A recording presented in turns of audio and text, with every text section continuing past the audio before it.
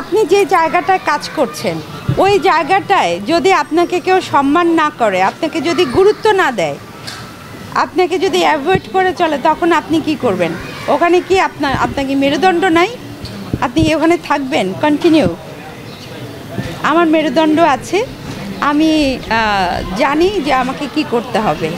যেখানে সম্মান থাকবে না ওখানে আমি কেন, কেউই থাকবে না। তো শুধু আমি না, ওখানে আরও অনেক সদস্য কিন্তু বের হয়ে এসেছে।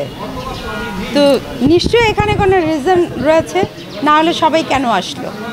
ঠিক আছে যে আপু আসেন বসেন, আমি শিল্পীদেরকে সম্মান দিতে জানি এবং কি ভালোবাসা পেতেও জানি। তো আমার মনে হয় তাদের কাছাকাছি পর্যন্ত যেতে হবে, তাদের দুঃখ কথা শুনতে হবে, তারা ভালোবাসা চায়, ভালোবাসা দিতে হবে। আমাদের পরশুদিন আমাদের প্যানেল পরিচিতি, সেদিন ইশতেহারে যা যা থাকবে অবশ্যই আমি আমার পক্ষ থেকে যতটুকু ক্ষমতা থাকবে আমি করার। এছাড়াও আমি শিল্পীদের পাশে আগেও ছিলাম, এখন প্রার্থী বলেই যে আছি তা না, আমি সবসময় থাকব। আবেগপ্রবণ হয়ে এমন মানুষকে ভোট দিবেন না যে সে প্যানেলে সে নির্বাচিত হওয়ার পর চেয়ারে বসে আপনার কথাই শুনবে না। আমি তো সোশ্যাল ওয়ার্কার, আমি যদি এত কাজ করতে পারি তাহলে সে ডাকলে আমি কেন থাকবো না? আমাকে ডাকতে তো হবে। আমাকে নিয়ে তো কোনো মিটিং করে নাই, তো শুধু বললে তো হবে না। এটা যারা শিল্পী যারা থাকে সবাই জানে, বা কমিটির বাইরেও যারা থাকতো তারাও সবাই জানতো। তো তাহলে শুধু আমি একা না হয় বের হয়েছে, বাকিরা বের হয়েছে কেন? নিশ্চয়ই রিজন রয়েছে, রিজন না থাকলে তো কেউ বের হয়নি। এখন এগুলো বাদ দেন, এগুলো নিয়ে আর কথা বলতে চাই না। আমরা সামনে এগিয়ে যেতে চাই। আর ওই যে একটা কথা তো বলেই দিলাম যে আসলে কাদা ছোড়াছুড়ি আর চাই না। আমরা সুন্দরভাবে সব শিল্পীরাই যেন একসাথে এগিয়ে যেতে পারি, একসাথে কাজ করতে পারি, এটাই এখন আমাদের মূল লক্ষ্য। হয় যে ভাই আমাকে একটা ভোট দেবেন, ভাই এরকম করে বলা, এটা ভালোই লাগে। এই যে শিল্পীদের কাছাকাছি থাকা, এটা অন্যরকম একটা আনন্দ।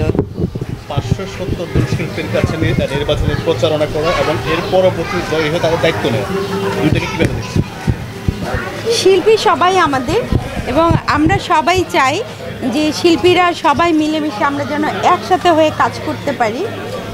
আমাদের দীপজল মামা তো ছবি করছেন, আমারও এবার ছবি রিলিজ হয়েছে। প্রতি বছরই আমার রোজার ঈদ, কোরবানি ঈদ আমার ছবি রিলিজ হয়। আর এবার ছোটকু আহমেদ পরিচালিত আহারে জীবন রিলিজ হয়েছে। ইনশাল্লাহ কোরবানি ঈদে আমার আরও একটি ছবি রিলিজ হবে, রাজকুমারী নাম। আমার ডিরেক্টর হচ্ছেন রবিউল ইসলাম রাজ। তো এই যে শিল্পীদের সাথে হচ্ছে থাকা, কাজ করা, যেহেতু ফিল্মে আসলে অনেক দিন গ্যাপ হয়ে গেছে অনেকের, তো এই যে সবাই মিলেমিশে কাজ করা, এটা একটা আলাদা একটা আনন্দ আছে।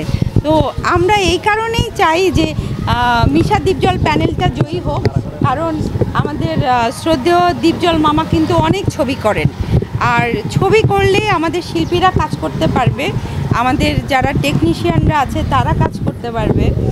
যখন মানুষ কাজের মধ্যে থাকে তখন কিন্তু তাদের শারীরিকভাবে মানসিকভাবে তারা অনেক ভালো থাকে, সুস্থ থাকে। এই জন্য আমাদের শিল্পীদের কাজ হচ্ছে করোনার ছবি।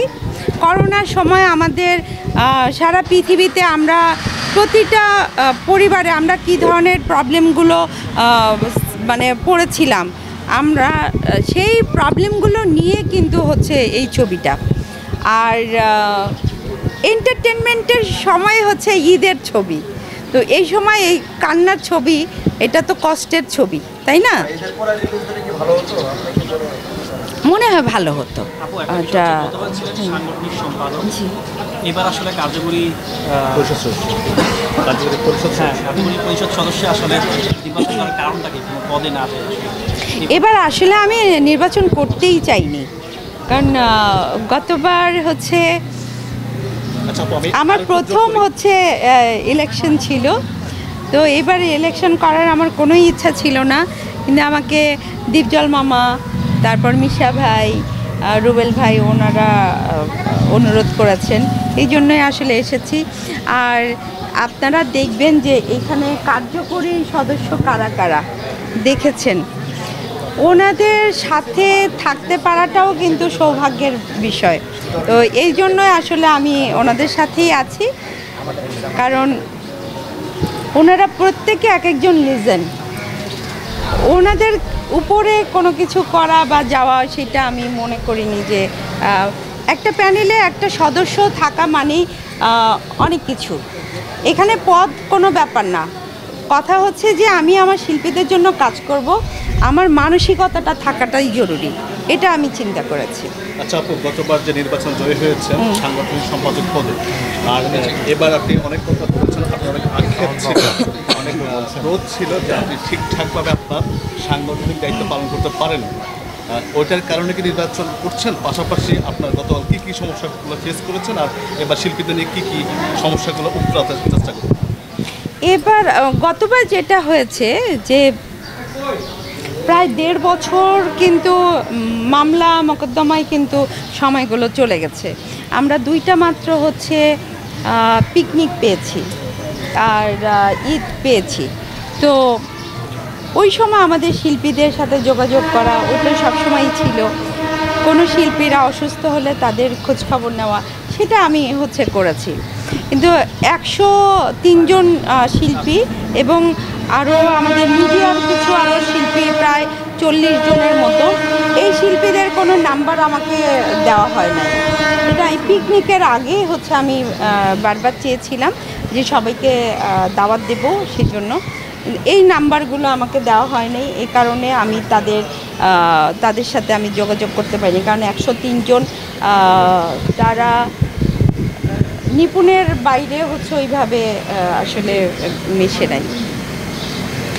আর এই প্যানেলে